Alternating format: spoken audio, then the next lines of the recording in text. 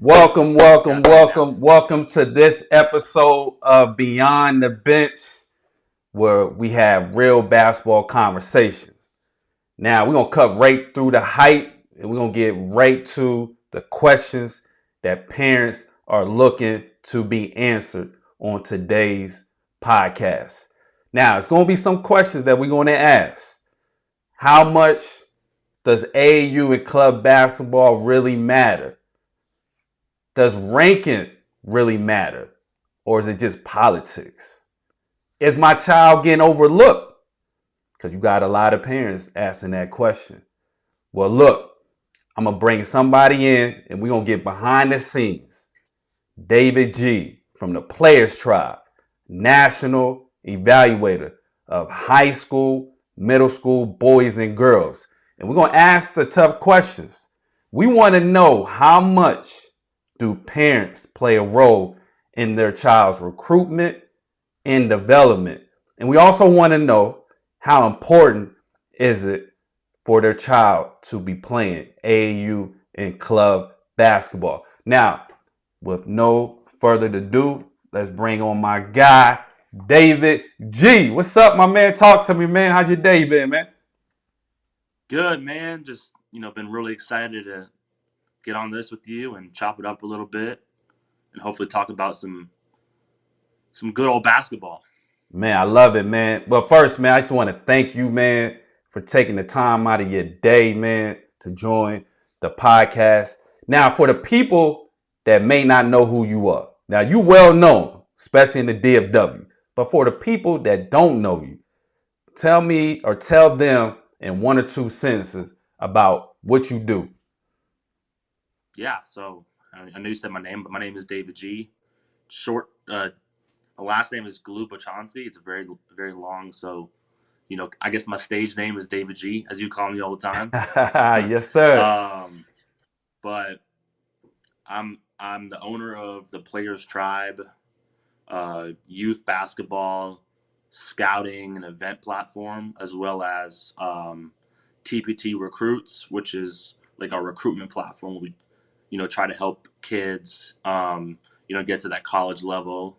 It's more of a scouting service than a recruiting service. So we report into coaches, college coaches, um, and we write a blog subscription based scouting service um, for that. Now, appreciate you sharing that. Now, what got you into evaluating players? I mean, did you start off, like, talk to us about, did you start off with boys? At what level did you start off? Or was it girls? Kind of touch on that. Like, what got you into this space? Yeah, so I was fortunate enough after school um, actually after high school to be able to coach a few years while I was in college um, at JP2 High School in Plano. So I was an assistant coach, and then I was a JV head coach. Prior to that, I was training a lot of kids in the area, just development. Wherever they went to school at, I was finding the gyms and getting in there, just doing some skill work. I was running some like middle school AAU team or club teams, Okay. um, and I was trying to get the best talent I could. Um, driving kids around, doing all that kind of stuff. Um, paying for kids to all kinds of stuff that everybody's been through as an AAU coach, and um, just really got interested in the business side. I knew I wanted to help, be of service and help kids, and but realized that like that I have a great entrepreneurial spirit, and that especially in the grassroots basketball side, um, that the business of basketball was for me. Now, did you see, like, when you, before you got into the space, did you see like there was a gap in this space? Is that what inspired you to get into, to start, as far as Um, like, 'cause I know you do camps, and you also do the evaluation piece of it. Like, did you see a gap? Like, what did you see that made you say, you know what, man, I could really thrive in this space. I could bring value to this space. well, I think at first it was more like a passion project, just being very young and ambitious. Um, but yes, as I kind of got older, started to kind of build the platform and be able to host a camp, host a tournament, host a showcase, kind of seeing what other people are doing and kind of thinking like, how can I be innovative? Okay. Um, really trying to have the best coaches coach at my camps. Um, try to have the best media people um, involved, and really just try to create the best experience possible. Whether it's a fall showcase with you Mm. um, for the high school teams, whether it's the high academic camp that we host the end of June with our partners at AOG. That's gonna be a big camp. Um, yeah, or our middle school camps where we've really been able to create a series of camps in different states. We're planning on being in every region in Mm. 2026. So that's going to be big, and then we're going to have our big national camp, and a lot of exciting things are coming. That's big time, man. I love it. So you get into this space of roughly around what? Give me a time frame. When did you start? Did you start? Give me a year, like 2020. Like talk about like when you got started, Um, when you started doing evaluation, and you started getting into the I would camps and say stuff. like, man, like I mean, I was always kind of like training kids that were younger than me, just like for fun, like friends that were younger, and just kind of always was around the game. Played high school, didn't play past high school. I was already kind of, I guess, interning and getting my feet wet in the business while I was Yeah. in high school. But I would say, yeah, around that, like the pandemic time, I was doing like some video stuff. I was driving around and filming kids, and obviously wasn't getting paid a whole lot, but just loved the hustle and and just wanted to make an impact. Okay. So you 2020 you get started. Now you start creating a list of I'd say that's when I players. realized like I want to work in basketball. Okay, so 2020 you realized you wanted to get into the space. Now, how did you go about like starting to find these players? Like getting into these what events were you going to start discovering, all right, man, I gotta see what's the talent looking like? Cause you started in DFW and then you started to branch out. Yeah. So at first, I started like more on like the, I guess, high school side. That's like how I started, was scouting high school players. I was even scouting junior college players. Mm, I was fortunate enough to intern for some great mentors that kind of helped me understand different levels of college basketball from Division 1, Division 2, and the IA, and obviously Division 3. You know, Division 3 high academic schools. Um, so I was just fortunate enough to learn from some different guys. I'd say like one of them, Alan Branch. He kind mm-hmm, of Texas boys basketball. He was one of the original evaluators in Texas. He ran a bunch of junior college events and high school tournaments, and he was helped me understand like at a young age just different levels, and that there really isn't that much of a difference in some of the levels, and we'll get into some of that stuff later. yeah. But yeah, I mean, that's just kind of how I got started, just kind of really volunteering and trying to make the best use of my time. Good stuff. Well, the parents that are watching this, they're looking for us to get into the questions. So let's Correct, let's start to correct. dive into that just a little bit. Let's talk about what are some things you look for when you are ranking players. Like give us some things that, hey, this is what I look for. This is how I'll evaluate players. Like give us your framework. What is it? Right. So I think my computer just shut down. I don't know what's going on. There Oh, it is. Oop, you something's going good? on with We my still computer. got you. Okay, I'm good. I'm Yeah. good. It just shut down randomly. But yeah. So I guess I'll start with like the high school players, because obviously a lot of parents, they want their players to play in college and things like that. And the first thing that I look at, I mean, obviously you start from number one, right? So the first thing that I look at is upside. Okay. There are different things that go into upside, but the first look is obvious is size, length, athleticism. Mm, Um, So that's kind of the first thing I see when I'm looking at a player is, you know, the move, how they move, how they, their athleticism and just their measurables So from their height to their length. But to get to the ranking part, like if I feel like a kid has a lot of upside, mhm, and it may be based off of the athleticism and the length, but there correct. may be some other variables as well. There may be a shorter guard that's just an incredible player. Um, but I go off of upside for the first about 10 players, maybe 15 to 20 possibly. I mean, Texas is a hotbed, so. But my ranking personally for the high school players, we focus on DFW. So the first thing is toughness. I'd say the next thing is, upside. I'm sorry. The second thing is toughness. Okay. So if I feel like a player is able to handle adversity, just from evaluating him over the years, um, and let's say I've seen him many times, and I'm more on the boys' side. So for everyone that's listening, and I feel like he's been able to handle adversity, take tough coaching, keep his head up, you know, and really help his team win. You know, I Major would one. say um, that's the second thing, and then the third thing is I would say productivity. Um, and it's hard to watch every player, but the players that I do get to see, if they've been productive every time I see them, there is Right. no question that they'll be on the ranking, and that's from scoring, playmaking. There's a lot of variables. Um, but to me, if I think that somebody is productive in their play, whether it's steals, rebounds, and I think that he's a standout, during my evaluation, that he earned a spot on the ranking.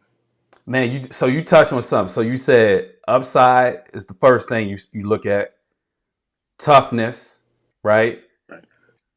And then productivity, right? Correct. How much? And you said something in between that. You talked about how well do they impact winning, right? And then you also Correct. talked about productivity, and you said when I see them multiple times. So in that, are you looking for consistency when you looking at these players for the third, fourth, fifth time, right? I'm assuming you're looking for consistency, right? Because some kids Correct. play Correct. well in one game, and then two, three, 4 games. The next time you see them, they not consistent. Does that play a role in when you start putting out your ranking in your list? Yeah, it definitely can be. And then some kids, I only see them play like one time. Mm. So it's like it can be kind of challenging to really create the best estimate. Um, but yeah, consistency is extremely important. Gotcha. Well, let's transition to the next question. Where what are some things, and I think this is a big one. What are some things that could hurt a player's ranking? Yeah, so the number one thing that I believe hurts a player's ranking is, I guess, poor character. So bad reputation. Um, Now, dive a from little bit more into that when you say poor reputation. Like, be a little bit more Yeah, specific.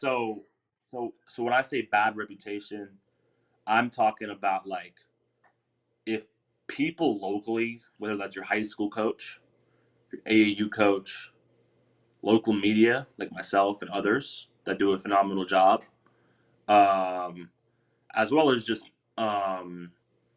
I would say that those three would be like the main. I mean, there are other, with the NIL stuff. There's agents and all kinds of stuff now, but Right.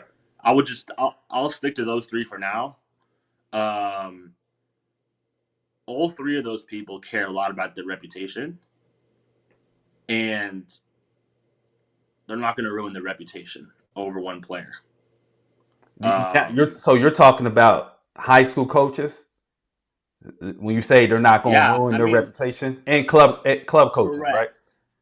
I mean, sometimes if a kid played for a certain program their whole life, I mean, that club coach might be a little bit biased, but that's not the only club coach that college coach now. He's going to call my man on the other side of town Yeah. that been seeing that kid all his life, he may have something else to say. He might call a media guy, a high school coach that he transferred from that school, or maybe he played there his last 2 years.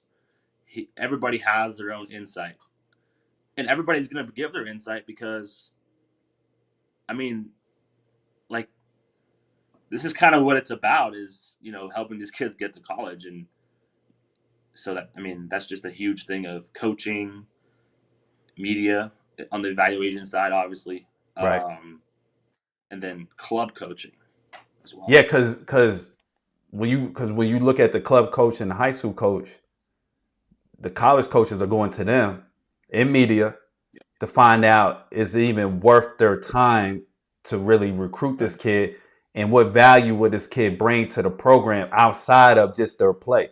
Character, you touched, that's a big one. Character, right? What type of kid is this kid? Do they work hard? Are they disciplined? Are they gonna have off the court issues? Right? I mean, that's some of the stuff that you probably would have to go and call some people just to kind of get a backstory of the kid, right? Yeah, for me, I usually have a I'm pretty close with a lot of high school coaches, and I'm around like I'm in these gyms, so I'm able to get to know a lot of the players pretty well. I'd say. Mhm. I don't know how many calls I need to make to if I need to help this kid. I kind of just know a lot of the kids. They come to my camps. I've been these kids that are juniors and seniors in high school. They've been at my camp since they were in middle school. Mm. Um, but yeah, I mean, just to piggyback of what I said earlier, like I mean, reputation is, it's everything. Um, Yeah, because you're pretty much co-signing them when you put them on your rankings, right? Because you got college coaches that's looking at that. You're yep. co-signing that kid, and you want to make sure you're Yes. not ruining your reputation as well, right? Yes, correct. And a lot of times, a kid might leave a team on bad terms, Mm-hmm. whether that's his club team or his high school team. Um, and even if you finish with that team, that coach might call that the college coach could call the high school or AU coach, and we'll get some possible negative feedback. Relationships are everything. Say that again. That's a huge one. Relationships are everything, right? Relationships are everything. That's a big one. Now let's transition into AAU. Let's talk about how much does AAU club basketball have on a player's development, because you talked about upside. Like, so when parents are trying to choose a program, an AAU program, right? Because they're playing in these showcases. Talk about the impact that you have seen, being on the inside of these events, sitting on the baseline, sideline, or wherever, evaluating the talent. How much does AAU club basketball have an impact on a player's development? Like, give your perspective on that. Yeah, I mean, I guess with AAU, I'll kind of start from the foundation. Um, most kids are playing like at a very young age. Obviously, they're playing in your little leagues, and then you may be training, whatever. Some kids are playing in AAU nationals in Mm-hmm. second grade, right? Right. Third grade, whatever the case may be. Um, and then some kids don't start playing on a club team until ninth grade, eighth grade. For whatever reason, could be positive, could be possibly negative. Right. If the kid's a big time player, it could be negative That's because he may not get the early recognition, from the national evaluators on the high school side, um, eighth, ninth, 10th grade, if he starts playing late. But I would say a lot of the players that I see have successful college careers and even professional careers. If I you see that they play the right way, they're able to fit in a role. That has a lot to do with their foundation and that has to do with AU basketball. A mm, lot of times, um, so I think it's important. It's important when parents are picking an AAU program that that development is the main focus with the program. Um, sometimes track record is important as well, especially for a high level player that maybe has great, like I mentioned before, great measurables. Hmm. Um, you know, track record of development in that program. That's Asking amazing. around, calling people, calling trainers, calling um, media guys, trying to figure out like who's going to develop my kid. Yeah, 'cause I think a lot of parents struggle with that, right? Because they see whether or not they look at if a team is winning, they base their decision off of if a program is winning. Um, okay, that would be a great fit for my child. That's not always the case, right? Because just because the program's winning, I have seen prime example. I can't remember the kid's name, but he plays for Portland. He went to Kentucky, but he sat out, didn't play. He's from Canada. He gets drafted to Sharp, last name Sharp. Can't remember his first name, but he gets Shaden, drafted. Yes, he gets. Shaden Sharp. Yes, he gets drafted to Portland. I watched him in his last summer in the EYBL Peach Jam, and his team lost every single game. But he Yep. was on a team where he could showcase his talent, and he became a first round draft pick. He may have been top 10. I can't remember.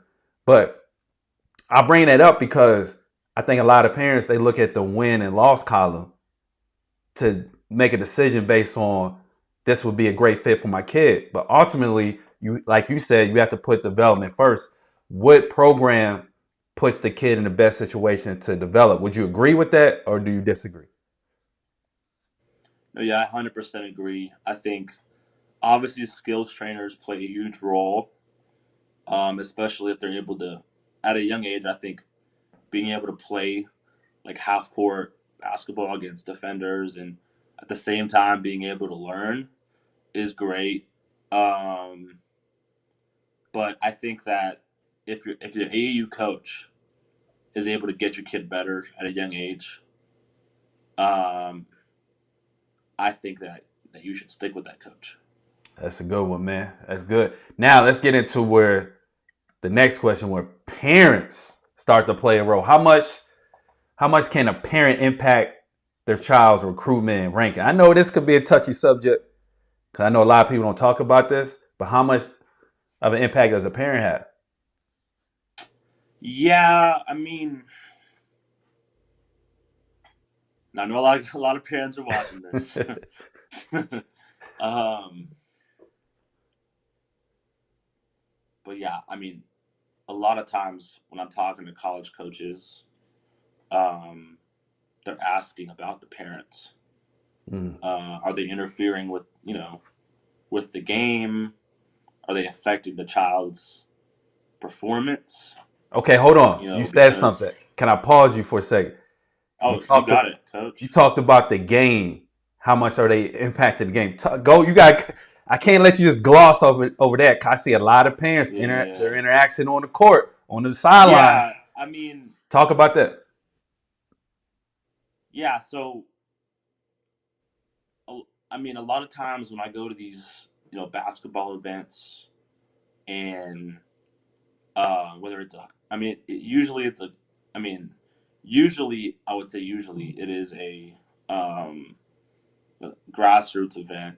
Um, you'll see a few parents on the sideline, kind of telling their kid what to do on the court, Mm. maybe even telling his teammates what to do.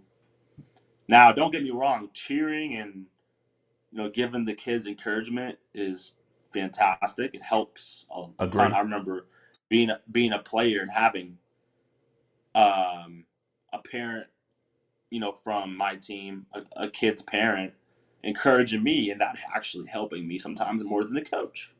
That's If the coach is a little bit to himself, maybe. Um, I mean, I've had interactions with such great parents, that really not only help their kid, but help other kids, whether they're a coach or just on the sideline. So hats off to all the parents that are involved in this basketball space, whether they're cheering their kids on, training them, or on the sideline, um, coaching them and their teammates. But yeah, I would say that just the interference is the main thing, which is an issue, I think, especially when it becomes about not just your kid but other kids. Mm, Could affect 100% can affect the team, and it also makes it difficult for the coach. Like you want the coach to get the best out of your kid. right. It's difficult for him to do that when you're shouting at the kid the whole game, Yeah. right? Yeah, I seen that. I know you've seen it. I've seen it. It's Yeah, always I sit back and watch it. It could be, again, I think parents have good intentions, but I think a lot of times parents want to control the outcome, you know, yeah, especially like myself being a former athlete, you're used to controlling the outcome. And then you become a parent, right?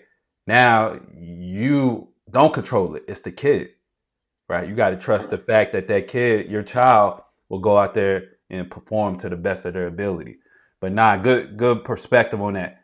Now, let's talk about how parents can use AAU for their benefit. You kind of touched on it a little bit, but what are some tips that or pointers that you could give to parents about how they could use AAU or club basketball for their benefit to help improve development, help improve recruitment, and if they're good enough, possibly kid get ranked.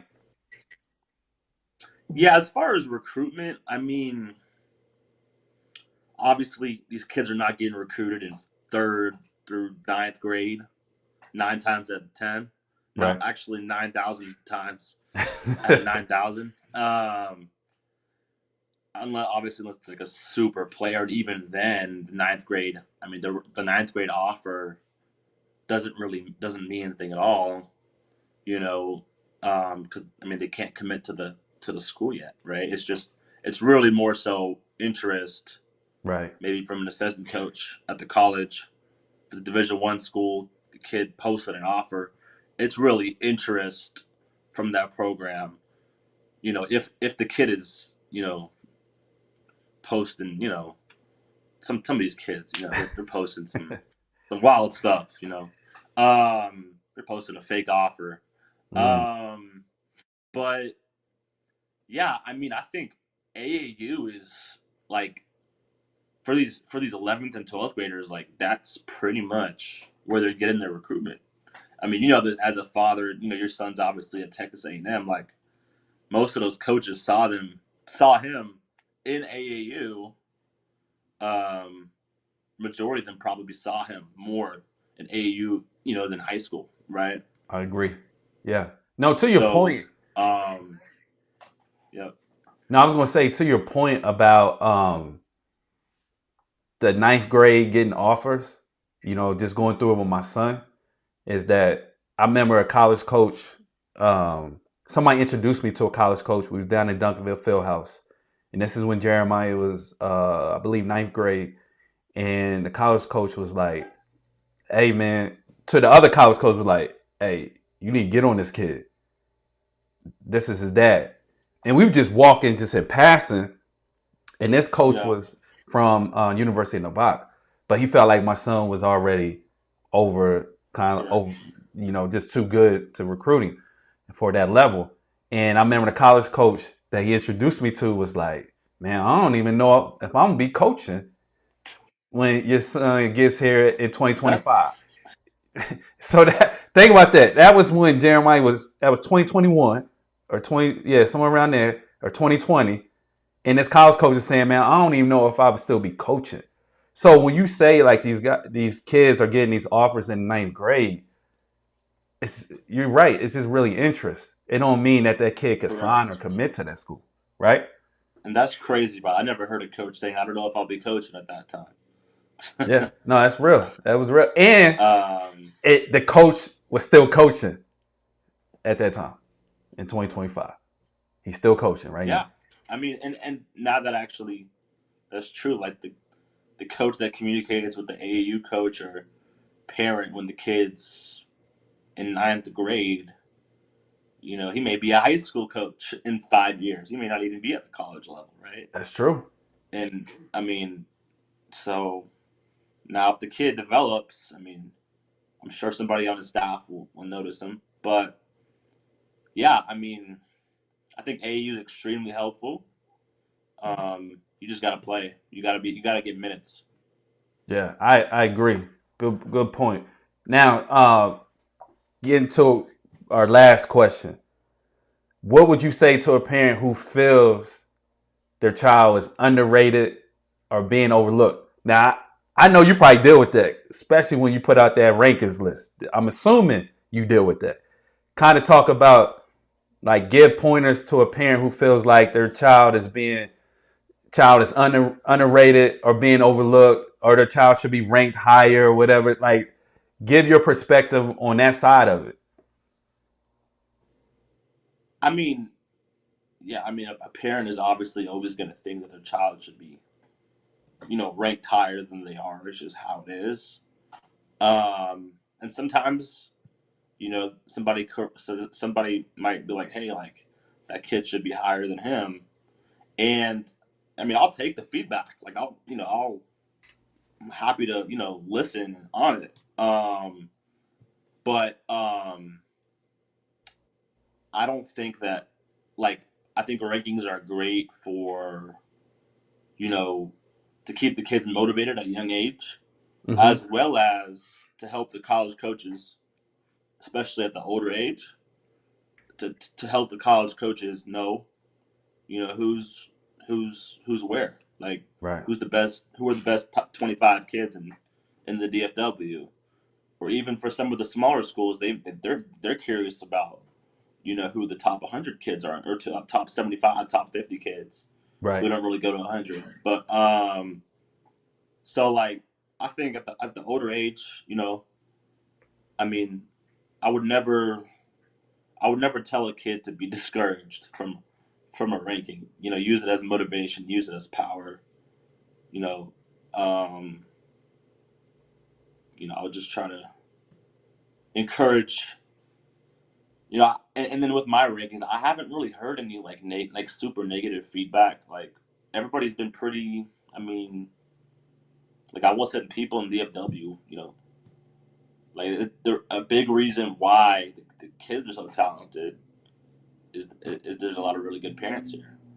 That's a good point, man. That's a good point. That's good to hear that, from somebody who's on a national level doing this level of evaluation to say that in DFW, or in any city, but we were talking DFW, to say that there's good parents that are doing a great job with their kids, and you're not dealing with parents that feel like you're cheating their kid because they're not on the list or they're not ranked high Right. enough. So that's good. That's good to hear, man. Because And then I think, I mean, DFW has so much media, so people are kind of used to the recognition. And like, it's not like I'm the first person to rank a high school player in Texas. got it. Um, so like, I think that especially with the talent, I mean, talent's obviously been here for a long time, but in recent years, had a Hmm. lot of talent. And technology is, at everybody's hand. So I think that people are accustomed to, get feedback. People are accustomed to, see the rankings, things like that. And I think the main thing is just keep the main thing, you Nah, know. that's good. Now, as we get ready to close this out, man. Talk about have you already put out a list for the fall and winter, or when's your next list coming up for as far as your ranking? And I'm Are assuming, you talking about rankings? Okay. yeah. Have you already put out Um, your rankings already for this year? yeah. So um, we dropped our DFW high school player rankings for classes of 2026 Mm-hmm. through 2029.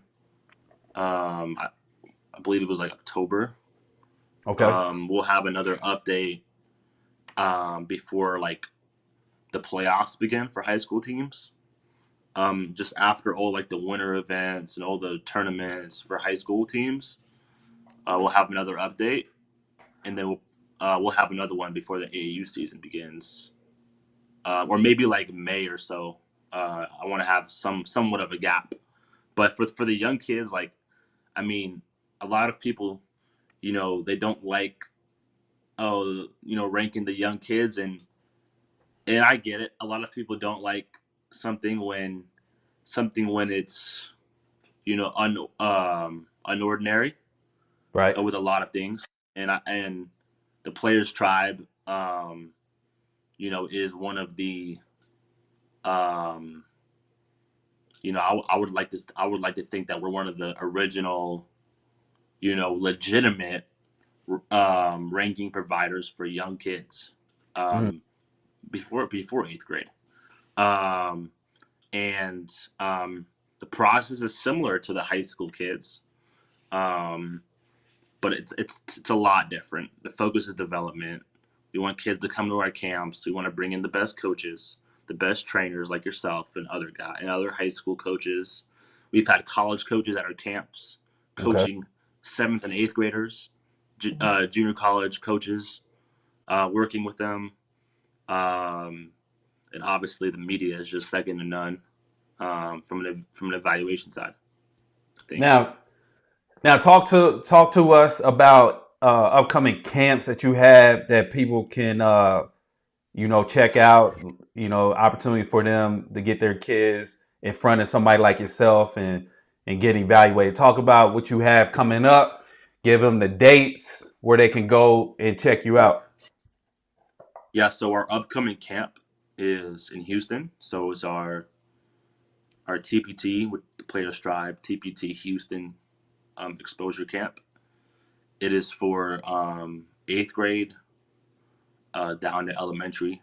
Um, third, fourth, and fifth are allowed. We'll probably have majority kids from fifth grade through eighth grade for that camp.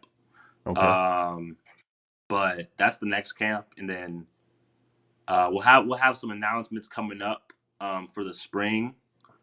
Some more out of state camps, um, spring, summer, and then um, the fall is when we have a lot of our events and camps, um, and then we're going to be hosting together the Jeremiah Green Invitational For sure. Yep. in the fall. So if there's any high school coaches listening, man, you don't want to miss out because it's going to be even bigger and better than last year. And well, we had some really good feedback last year. So Most definitely. we had preseason event, hospitality room for a preseason event with Wingstop, one of our sponsors, Yep. and then we also had a PA announcer in the main gym for a preseason event. So it's going to be bigger and better next year. We'll have out of state teams, and we've got a few other announcements to make. We're not going to put that out just yet, Right. Right. but it's going to be Yeah. bigger and better. For sure. For sure. And for anybody that's watching, parents, if you got questions, leave them in the comment, Yeah. and we'll come back and we'll get back to it. But David, look, man, I appreciate you taking the time to jump on this podcast, man. Great insight, great perspective. I feel like a lot of parents going to be able to take what you said and be able to use it right away. I know rank is a big thing. I know exposure is a big thing.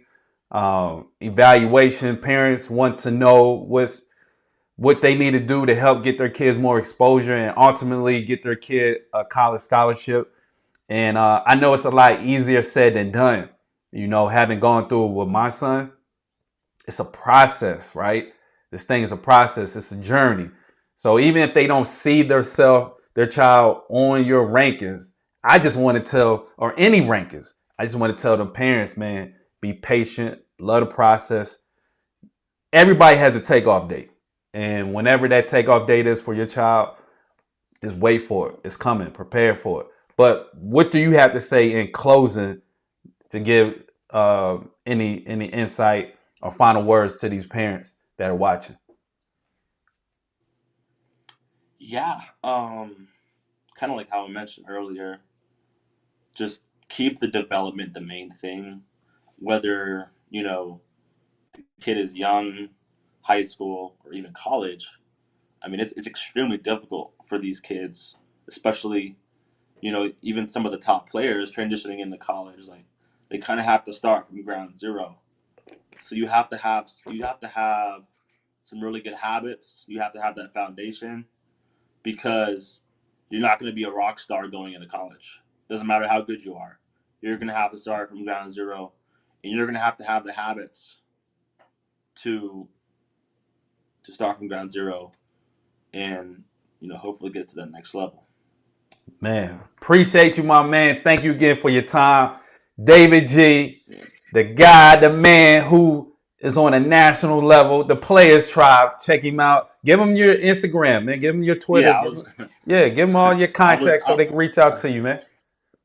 I was hoping you wouldn't forget that part because I would like for everybody to follow me. Yeah, put that uh, out there. What's so your Instagram? so Instagram is at the Players Tribe. Um, you should see the letters here. And